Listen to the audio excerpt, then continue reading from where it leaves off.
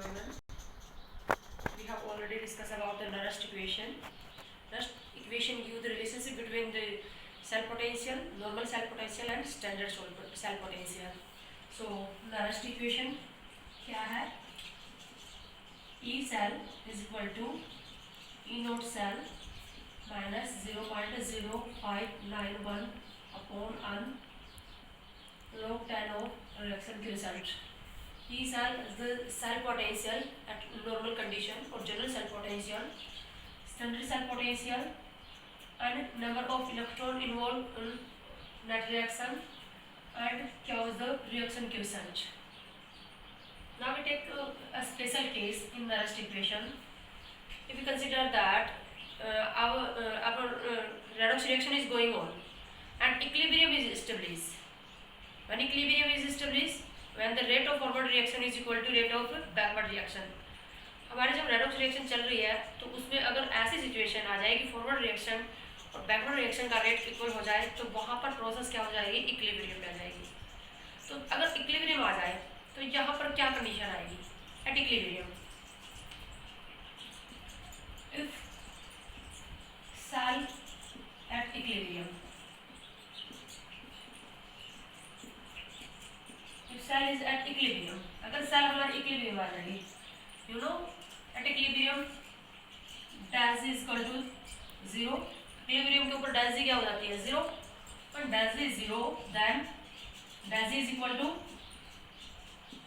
Minus n of E cell. if delta Z is 0, E cell must be 0. E cell must be 0. So when our process or our redox reaction or cell is at equilibrium, then its E cell is 0.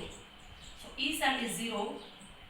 So E naught cell minus 0.0591 upon n, and reaction quotient is equal to equilibrium constant. So log 10 of equilibrium constant. We can write this equation: E naught cell is equal to 0.0591 upon n log 10 of equilibrium constant. This is the relationship between equilibrium constant and standard cell potential. Equilibrium constant and standard cell potential relationship. And at equilibrium E cell is 0. E cell 0 है equilibrium के ऊपर. E cell 0 का मतलब cell have no potential. It means cell will not produce current. Cell will produce no current, or no current will produce by the cell. Cell कोई current produce नहीं करेगी जब cell equilibrium में होगी, क्योंकि वहां पर ई सेल 0 होगी. आपको याद रखना इक्विलिब्रियम के दौरान ई सेल 0 होगी, न कि ई नोट सेल 0 होगी. तो इक्विलिब्रियम में जब अपनी प्रोसेस आ जाएगी तो वहां पर कोई करंट प्रोड्यूस नहीं करेगी सेल. ये आपको याद रखना है. और ये हमारे पास रिलेशनशिप भी आ गई ई नोट सेल और इक्विलिब्रियम कांस्टेंट के बीच में. Now we draw the relationship between the equilibrium constant and delta Z. Gives free energy change and equilibrium constant. We have already discussed about the relationship between delta Z is equal to delta Z naught plus 2.303 RT log 10 of reaction quotient. ये हमारे पास एक relationship होती है delta Z और delta Z naught के बीच में. At equilibrium delta Z is 0. Equilibrium के दौरान delta Z क्या हो जाएगा, 0. At reaction quotient is equal to क्या हो जाएगा, equilibrium constant. So we can write delta Z naught is equal to minus 2.303 RT log 10 of equilibrium constant. This is the relationship between standard gives free energy change and equilibrium constant.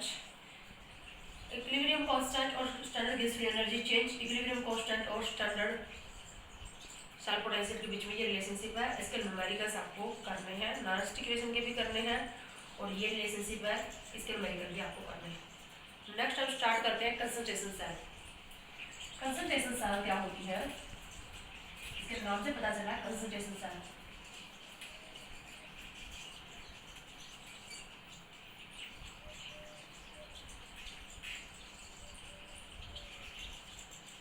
concentration.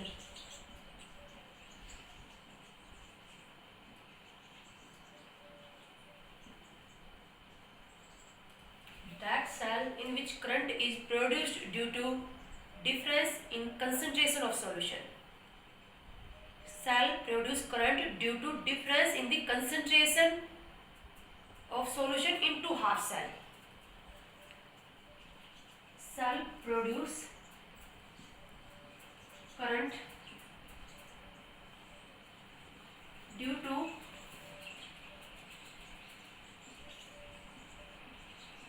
difference in concentration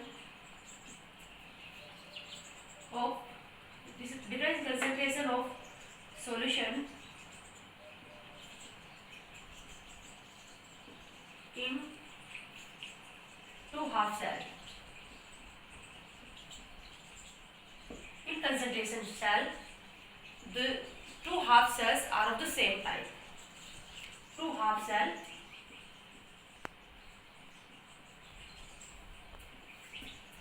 are of same type. दोनों half cell same type की होने का क्या मतलब? अब तक हम जो नॉर्मल जो इलेक्ट्रोकेमिकल सेल कर रहे थे, गैल्वेनिक सेल, उसमें हम क्या कर रहे थे, दो अलग अलग मेटल के रोड ले रहे थे. जो मोर रिएक्टिव मेटल का रोड था वो ऑक्सीडेशन हाफ सेल में ले रहे थे और लेस रिएक्टिव वाला रिडक्शन हाफ सेल में ले रहे थे. और जिस मेटल का हम रोड ले रहे थे उसी का सोल्ट का अक्वस सॉल्यूशन हम इसमें डाल रहे थे. तो हम ये कह सकते थे कि दोनों हाफ सेल के अंदर अलग अलग मेटल के रोड थे और अलग अलग सोल्ट के सॉल्यूशन भरे हुए थे. लेकिन कंसंट्रेशन सेल में क्या किया जाता है, मेटल रोड दोनों हाफ सेल के अंदर सेम मेटल रोड लेंगे. जैसे कि दोनों के अंदर हमने जिंक रोड ले ली और दोनों के अंदर ही जो सॉल्यूशन भरेंगे वो भी सेम मेटल का सोल्ट सॉल्यूशन भरेंगे.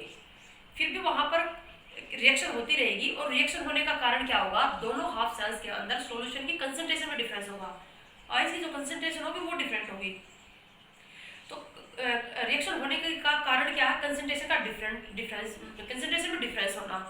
और कंसंट्रेशन में डिफरेंस होने की वजह से ही वहाँ पर रिएक्शन चल रही है और उसी की वजह से वहाँ पर क्या हो रहा है, करंट प्रोड्यूस हो रहा है. इसीलिए इस सेल को हम क्या बोल देते हैं, कंसंट्रेशन सेल. तो कंसंट्रेशन सेल का हम एक एग्जांपल ले लेते हैं. जैसे हमने एग्जांपल लिया, हमने ये एग्जांपल ले लिया, zinc convert into Zn2 positive ion, the concentration is equals to C1. Zinc का ऑक्सीडेशन हाफ सेल में जिंक का रोड लिया और Zn2 पॉजिटिव आयन में कन्वर्ट हुआ. सपोज करो वहां पर Zn2 पॉजिटिव आयन की जो कंसंट्रेशन है वो क्या है, C1. फिर हमने लगा दिया सोल्ट ब्रिज. यहाँ पर Zn2 पॉजिटिव आयन है, इनकी कंसंट्रेशन है C2 और ये कन्वर्ट हो रहा है जिंक में. अगर हम इसकी कंस्ट्रक्शन ले, कंस्ट्रक्शन कैसे होगी, जैसे हमने क्या किया है, यहाँ पर जिंक का रोड ले लिया और यहाँ पर हमने Zn2 पॉजिटिव आयन का सॉल्यूशन ले लिया. इसकी कंसंट्रेशन ले ली C1. इस दूसरे हाफ सेल में भी हमने रोड किसका ले लिया, जिंक का ही लिया और यहाँ पर भी हमने जिंक सल्फेट ही भरा यानी Zn2 पॉजिटिव आयन का ही अपना सॉल्यूशन भरा. बट यहाँ पर कंसंट्रेशन ले ली C2 और जो C2 है, C1 is not equal to C2. Concentration C1 और C2 इक्वल नहीं है. और इनको हमने कनेक्ट कर दिया सोल्ट ब्रिज से और इसको हमने कनेक्ट कर दिया वायर से. तो ये बनके अपनी कंसंट्रेशन सेल. इस कंसंट्रेशन सेल की मैंने ये रिप्रेजेंटेशन दी है. ऑक्सीडेशन हाफ सेल में भी जिंक का रोड है, Zn2 पॉजिटिव आयन कंसंट्रेशन है. रिडक्शन हाफ सेल में भी जिंक का रोड है और Zn2 पॉजिटिव आयन की कंसंट्रेशन है. बट कंसंट्रेशन डिफरेंट है और कंसंट्रेशन में डिफरेंस होने की वजह से ही यहाँ पर रिएक्शन होगी और उसी की वजह से यहाँ पर करंट प्रोड्यूस होगा. तो अब हम इसमें लेंगे इस कंसंट्रेशन सेल के अंदर कंसंट्रेशन सेल होगी तो वहां पर रोड क्या होगा, सेम मेटल का होगा. सेम मेटल का रोड, अब यहाँ पर भी जिंक का रोड है, यहाँ पर भी जिंक का रोड है. तो स्टैंडर्ड कंडीशन के अंदर जो इलेक्ट्रोड पोटेंशियल होगी, स्टैंडर्ड इलेक्ट्रोड पोटेंशियल, वो दोनों हाफ सेल के अंदर इक्वल एंड अपोजिट होगी. ऑक्सीडेशन हाफ सेल में जिंक की हम इलेक्ट्रोड पोटेंशियल कौन सी लेंगे, स्टैंडर्ड ऑक्सीडेशन पोटेंशियल. और रिडक्शन हाफ सेल में ये क्या होगी, स्टैंडर्ड रिडक्शन पोटेंशियल. और सेम इलेक्ट्रोड की इलेक्ट्रोड पोटेंशियल जो होती है ऑक्सीडेशन और रिडक्शन, उसमें वो इक्वल होती है बट साइन का डिफरेंस होता है. I want to say that the E0 cell, standard cell potential of concentration cell is always 0. E0 cell always 0 for concentration cell. देखो हम इसके लिए हाफ की इक्वेशन लिख लेते हैं. जिंक कन्वर्ट हो रहा है किसमें, Zn2 पॉजिटिव आयन में by loss of 2 electron. Oxidation हो रहा है, इसके लिए हम लिखेंगे इसकी standard electrode potential.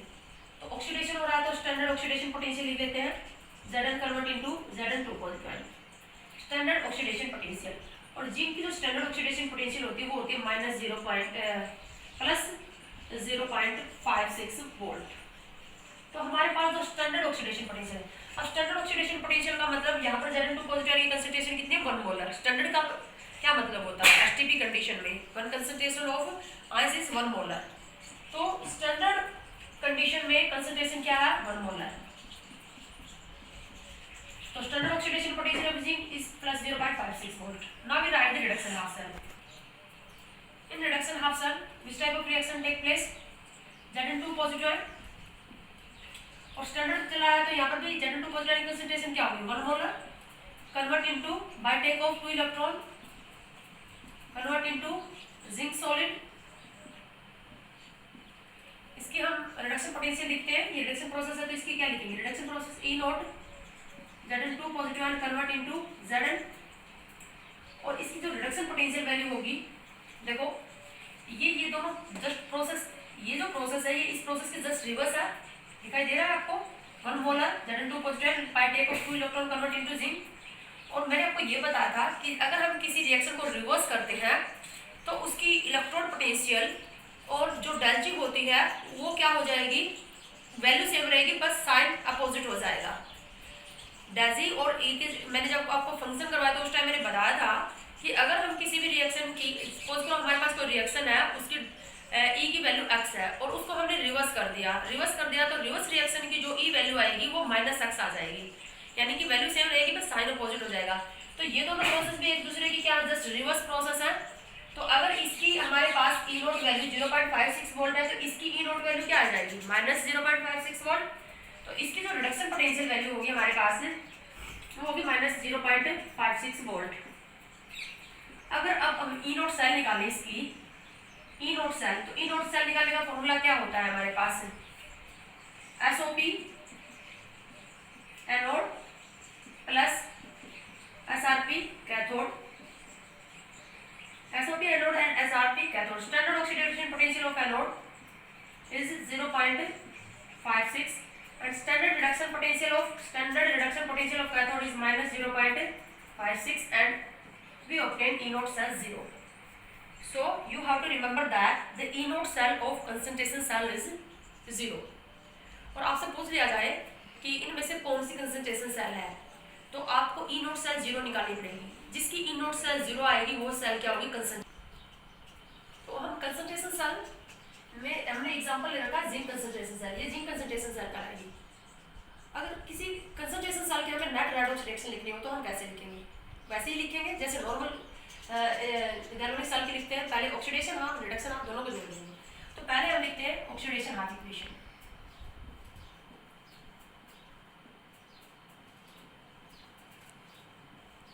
Oxidation half equation क्या होगा, जिंक रोड है और कन्वर्ट हो जाएगा किसमें, Zn2 positive ion by loss of 2 electron and Zn2 positive ion have concentration of C1. Now we write the reduction half cell.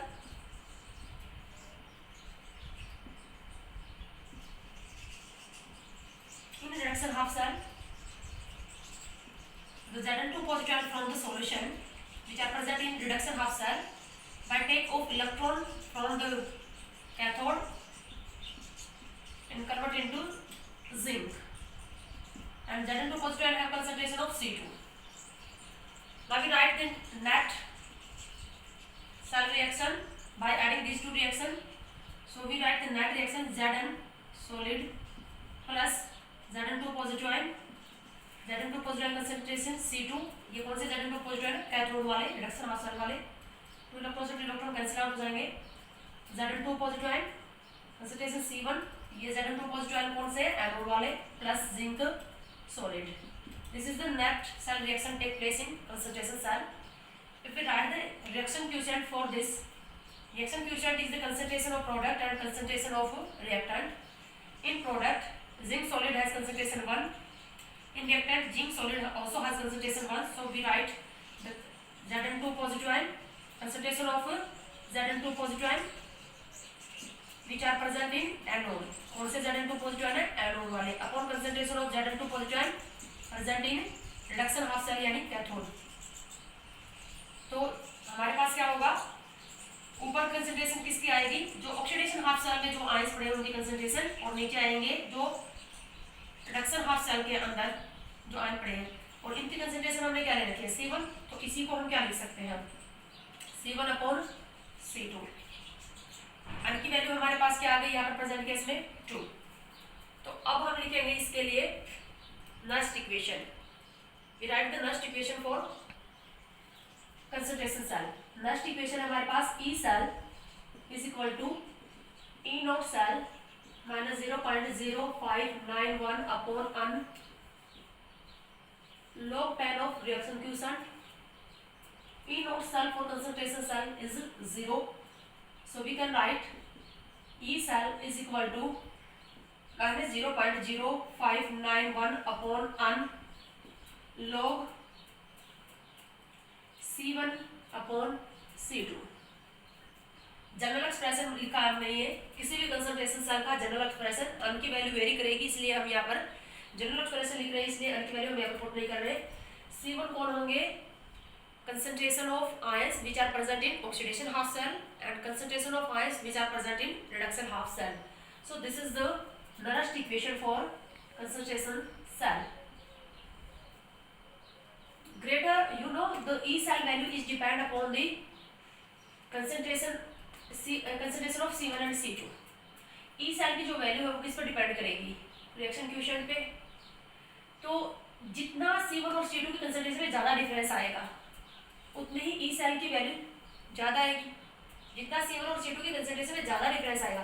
Suppose करो अगर हम C1 इक्वल टू C2 कर दें, अगर C1 इक्वल टू C2 कर दें, तो यहाँ पर क्या हो जाएगा, log 1 क्या हो जाएगा 0. तो E सेल भी क्या हो जाएगी हमारी 0. अगर दोनों हाफ सेल के अंदर आयन की कंसंट्रेशन इक्वल हो जाएगी तो वहाँ पर हमारे पास log 1 0 आ जाएगा, यानी E सेल भी क्या आ जाएगी 0. तो जितना कंसंट्रेशन में ज़्यादा डिफरेंस रहेगा दोनों हाफ सेल के अंदर, दोनों सॉल्यूशन की कंसंट्रेशन में ज़्यादा डिफरेंस रहेगा, उतना ही सेल का जो पोटेंशियल होगा यानी कि करंट होगा, उस सेल ज़्यादा करंट प्रोड्यूस करेगी. इसलिए हमें क्या करना पड़ेगा, ज़्यादा से ज़्यादा करंट प्रोड्यूस करवाने के लिए ज़्यादा कंसंट्रेशन में डिफरेंस करना चाहिए.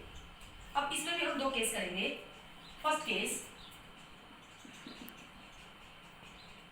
If C2 is greater than C1, हमने किया C2 is greater than C1. C2 greater than C1 है हमारे पास, यानी कि रिडक्शन हाफ सेल में आयंस की कंसंट्रेशन जो है वो ज़्यादा है, ऑक्सीडेशन हाफ सेल में आयंस की कंसंट्रेशन कम है. तो क्या होगा, C2 ग्रेटर देन C1 होगा तो यहाँ से वैल्यू क्या आ जाएगी, नेगेटिव, और नेगेटिव नेगेटिव मिलकर क्या आ जाएगी, पॉजिटिव. इट मीन हमारी E सेल क्या आ जाएगी, पॉजिटिव, और E सेल पॉजिटिव आएगी तो डैश से क्या आ जाएगी, negative. It mean forward process क्या रहेगी, फॉरवर्ड प्रोसेस स्पॉन्टेनियस. और फॉरवर्ड प्रोसेस स्पॉन्टेनियस रहेगी तो सेल क्या करेगी, cell will produce current. Forward process spontaneous रहेगी. तो अगर हम ये चाहते हैं कि फॉरवर्ड प्रोसेस होती रहे, ये फॉरवर्ड प्रोसेस है जो प्रोसेस हो रही है रिएक्टेंट कन्वर्ट हो रहा प्रोडक्ट में, हम ये चाहते हैं कि फॉरवर्ड प्रोसेस होती रहे और सेल ज़्यादा करंट प्रोड्यूस करे, तो उसके लिए हमें क्या करना चाहिए, रिडक्शन हाफ सेल के अंदर आयंस की कंसंट्रेशन ज़्यादा रखनी चाहिए as compare to concentration of oxidation half cell, और ज़्यादा डिफरेंस करना चाहिए ज़्यादा करंट प्रोड्यूस करने के लिए. बट टाइम के साथ साथ क्या होगा, कंसंट्रेशन जो होगी वो रिडक्शन हाफ सेल में डिक्रीज होती जाएगी, ऑक्सीडेशन हाफ सेल में इंक्रीज होती जाएगी, क्योंकि रिडक्शन हाफ सेल के Zn2 पॉजिटिव आयन जो होंगे या आयन जो होंगे वो कैथोड से इलेक्ट्रॉन लेके वहाँ पर डिपॉजिट होते रहेंगे. तो धीरे धीरे कंसंट्रेशन में क्या होता जाएगा, डिफरेंस जो होगा वो कम होता जाएगा. दोनों हाफ सेल के कंसंट्रेशन में डिफरेंस कम होता जाएगा, और एक टाइम आ जाएगा ऐसा कि जहाँ पर कंसंट्रेशन क्या हो जाएगी, इक्वल. जैसे ही कंसंट्रेशन इक्वल होगी वहाँ ही सेल क्या हो जाएगी, 0. उसके बाद सेकंड केस करते हैं. सेकंड केस में सपोज करो C1 ग्रेटर देन C2. अगर हमने ऑक्सीडेशन हाफ सेल के अंदर आयंस की कंसंट्रेशन ज़्यादा ले ली तो C1 ज़्यादा हो जाएगा C2 से. अगर C1 ग्रेटर है C2 से, C1 ग्रेटर C2, तो यहाँ पर वैल्यू कौन सी आ जाएगी, नेगेटिव. यहाँ वैल्यू आ जाएगी पॉजिटिव, और पॉजिटिव यहाँ वैल्यू क्या है, नेगेटिव. तो हमारी E सेल क्या आ जाएगी, E सेल आ जाएगी नेगेटिव. E सेल नेगेटिव आ जाएगी तो डैश ही आ जाएगी पॉजिटिव. और अगर किसी प्रोसेस की डेल्टा पॉजिटिव होती है तो आपको पता है वो प्रोसेस क्या होती है, नॉन स्पॉन्टेनियस। तो फॉरवर्ड प्रोसेस क्या हो जाएगी, नॉन स्पॉन्टेनियस। फॉरवर्ड प्रोसेस यानी कि हमारी जो प्रोसेस चल रही है, जो नेट रेडॉक्स प्रोसेस चल रही है, वो क्या हो जाएगी, फॉरवर्ड प्रोसेस, नॉन स्पॉन्टेनियस। अब आपसे पूछ लिया जाए कि अगर ई सेल नेगेटिव हो जाए और डेल्टा पॉजिटिव हो जाए तो क्या सेल अब करंट प्रोड्यूस करेगी? क्या इस सिचुएशन में सेल करंट प्रोड्यूस करेगी? जब ऑक्सीडेशन हाफ सेल में आयन की कंसंट्रेशन ज्यादा ले ली रिडक्शन हाफ सेल के अंदर, तो हमारी ई सेल तो क्या आ गई, नेगेटिव, डेल्टा पॉजिटिव आ गई। तो अब क्या सेल करंट प्रोड्यूस करेगी? सेल अभी भी करंट प्रोड्यूस करेगी, सेल अभी भी करंट प्रोड्यूस करेगी, क्योंकि फॉरवर्ड प्रोसेस जो है वो तो नॉन स्पॉन्टेनियस हुई है, लेकिन इसकी जो जस्ट रिवर्स प्रोसेस है वो तो क्या होगी, स्पॉन्टेनियस होगी। अगर हम प्रोसेस को रिवर्स कर दें तो डेल्टा का साइन भी तो चेंज हो जाएगा। फॉरवर्ड प्रोसेस के लिए अगर डेल्टा पॉजिटिव है तो बैकवर्ड प्रोसेस के लिए तो डेल्टा नेगेटिव होगी ना। It mean forward process non spontaneous है, बट बैकवर्ड प्रोसेस तो चल रही है। तो करंट जो प्रोड्यूस होगा वो किसकी वजह से प्रोड्यूस होता रहेगा, बैकवर्ड प्रोसेस की वजह से प्रोड्यूस होता रहेगा। पर करंट की जो डायरेक्शन होगी वो अपोजिट हो जाएगी, सारे टर्मिनल्स जो होंगे वो चेंज हो जाएंगे। क्या होगा, जो ऑक्सीडेशन हाफ सेल है वो रिडक्शन बन जाएगी और रिडक्शन हाफ सेल ऑक्सीडेशन बन जाएगी, और जो रिप्रेजेंटेशन है वो भी रिवर्स हो जाएगी। नेट जो रिएक्शन होगी वो बिल्कुल रिवर्स हो जाएगी। तो इस कंडीशन में क्या होगा, cell will produce current, cell will produce current, but polarity must be reverse, polarity reverse हो जाएंगी, polarity must be reverse. Mean अब ये प्रोसेस नहीं चलेगी, इसकी जस्ट रिवर्स प्रोसेस चलेगी। मतलब अब प्रोसेस कौन सी चलेगी, इसकी रिवर्स, Zn2 पॉजिटिव आयन जो है वो हमारे पास क्या होंगे, plus zinc convert into zinc plus Zn2 positive ion, ये C1 और ये क्या हो जाएंगे, C2। हमारे पास क्या था, रिडक्शन ऑक्सीडेशन हाफ सेल में जो C1 कंसिडर, मैंने इसको जस्ट रिवर्स किया है। C1 क्या थे, ऑक्सीडेशन हाफ सेल में जो Zn2 पॉजिटिव आयन थे वो रिड्यूस होकर किस में कन्वर्ट होना स्टार्ट कर देंगे, सॉलिड में। और जो हमारे पास रिडक्शन हाफ सेल में जो इलेक्ट्रोड था वो ऑक्सीडाइज होकर किस में कन्वर्ट हो जाएगा, C2 में। बिल्कुल रिवर्स कंडीशन हो गई, ऑक्सीडेशन हाफ सेल रिडक्शन बन गई, रिडक्शन हाफ सेल ऑक्सीडेशन बन गई, और रिप्रेजेंटेशन भी अब चेंज हो जाएगी। तो रिप्रेजेंटेशन क्या होगी, Zn convert into Zn2 positive ion. अब यहाँ पर ऑक्सीडेशन हो रहा है ना, C2 ये कन्वर्ट हो रहा है, देखो ऑक्सीडेशन यहाँ हो रहा है, ये हमारी ऑक्सीडेशन हाफ सेल बन गई, Zn2 positive ion C1।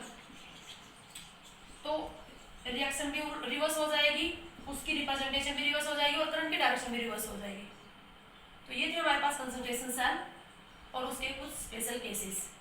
Concentration cell में कब करंट प्रोड्यूस होगा, कब नहीं होगा। तो करंट प्रोड्यूस दोनों केसेस में होता रहेगा जब तक C1 C2 की कंसंट्रेशन में डिफरेंस रहेगा। जब तक C1 और C2 की कंसंट्रेशन डिफरेंस रहेगा तब तक करंट प्रोड्यूस होता रहेगा। हाँ, पोलैरिटी रिवर्स हो जाएगी अगर C1 ग्रेटर देन C2 हो जाएगा। तो अगर हम चाहते हैं कि फॉरवर्ड प्रोसेस स्पॉन्टेनियस रहे तो उसके लिए हमें रिडक्शन हाफ सेल में आयन की कंसंट्रेशन ज़्यादा रखनी चाहिए। अगर हम ऑक्सीडेशन हाफ सेल में आयन की कंसंट्रेशन ज़्यादा रखेंगे तो process forward process non spontaneous होगी, बट बैकवर्ड स्पॉन्टेनियस रहेगी, करंट प्रोड्यूस होगा लेकिन प्रोसेस रिवर्स होगी, रिप्रेजेंटेशन भी रिवर्स हो जाएगी, पोलैरिटी भी रिवर्स हो जाएगी। और जब C1 C2 की कंसंट्रेशन इक्वल हो जाएगी उस टाइम ई सेल हो जाएगी 0। तो अगर हम चाहते हैं कि हमारे करंट सेल ज़्यादा से ज़्यादा करंट प्रोड्यूस करे तो हमें क्या करना पड़ेगा, C1 और C2 की कंसंट्रेशन में ज़्यादा से ज़्यादा डिफरेंस रखना चाहिए। ये था हमारा आज का टॉपिक।